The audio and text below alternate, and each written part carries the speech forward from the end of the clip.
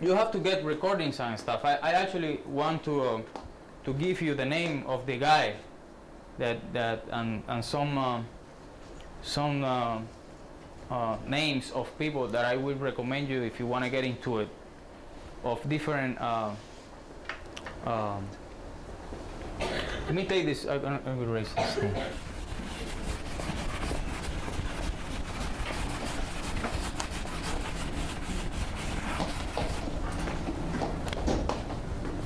De Mozambique, like that.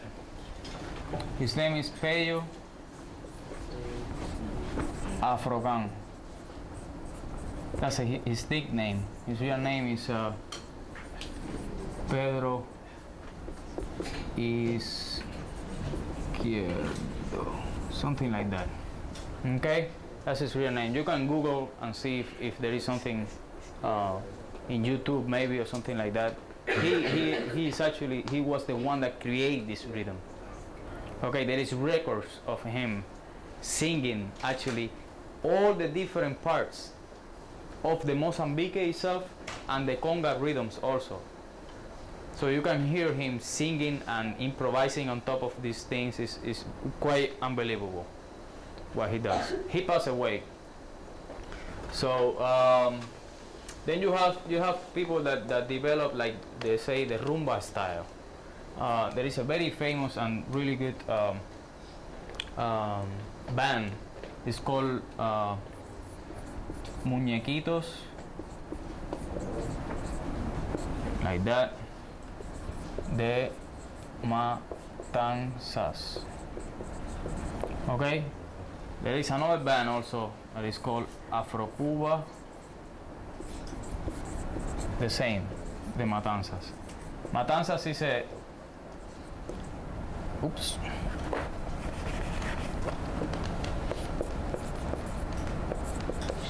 Matanzas is a province in Cuba. It's the next province after Havana, going to the east side of it. And a lot of folkloric stuff and very deep traditional things has been developing in there because they got more kind of obsoleted from what was happening outside, like they say in Havana and stuff like that. So they kept more the raw tradition until now. They have a lot of, so these bands, they really developed, let's say, the rumba style. And just for the sake of whoever is interested to it, we have 3 different names in this rumba. We have one that is called Guaguancó. The other one is called Columbia, and the other one is called Jambu.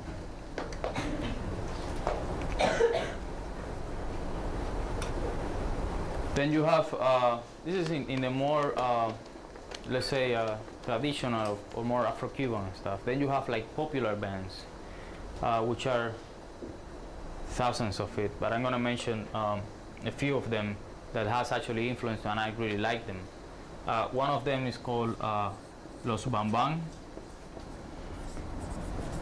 I don't know if they have been here in New Orleans. Did they? They've been here?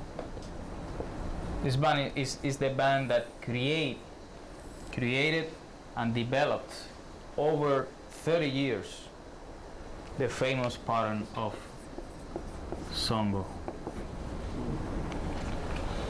Okay, and one of the you know, the most important people within the Cuban percussion that developed this, his name is Jose Luis Quintana, and his nickname is Changuito. This guy is actually very deep on what he does, and what he did is he started incorporating all this, let's say, tradition of Afro-Cuban stuff and put it into a context of popular dancing, and that was created with this band. And he actually developed a lot of these different let's say, patterns in within the songo itself.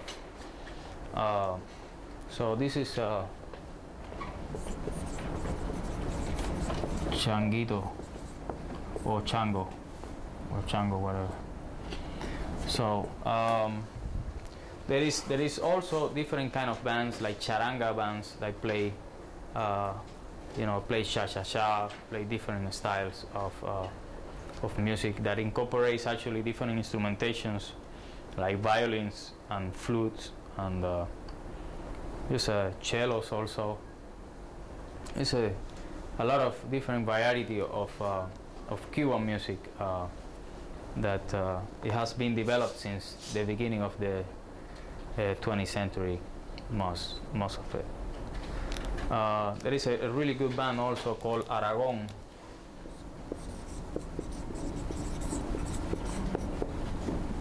And there's also a band is called La Reve.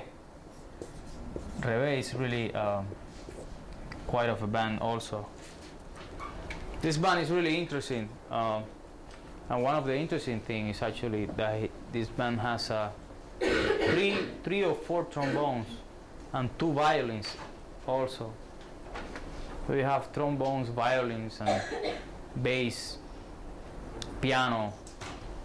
It used to be a electric guitar, but not now, and just percussion and singers. It's a big band. It's like 13-piece band, but it sounds very, very groovy. Since it starts, this day playing is unbelievable the way it sounds. And the most important part in about this band specifically, and you can Google this specific band also. There's probably a lot of information in YouTube or something. This band has been developing the popular music in Cuba since the beginning of, let's say, the late 60s up to now. And you see in their discography and all the things that they've been doing, they've been working with, the development of the music, how it has been developed. It's not like these guys were hits in the 70s and when they play now they sound like the 70s. They don't sound like the 70s. They sound like now. It's still with the same style. It's still using the songo tradition and incorporating all this basic foundation with it, but with the sound, the actual sound that is happening now in Cuban music. And that's why I admire them so much, because they actually being capable to develop their own sound. It's not that like any kind of other band that you have. Yeah, this band sounded great in the 70s, and you hear them now and sounds like the 70s. So okay, you might as well just buy the record. If they haven't developed anything in 30 years, what's the point?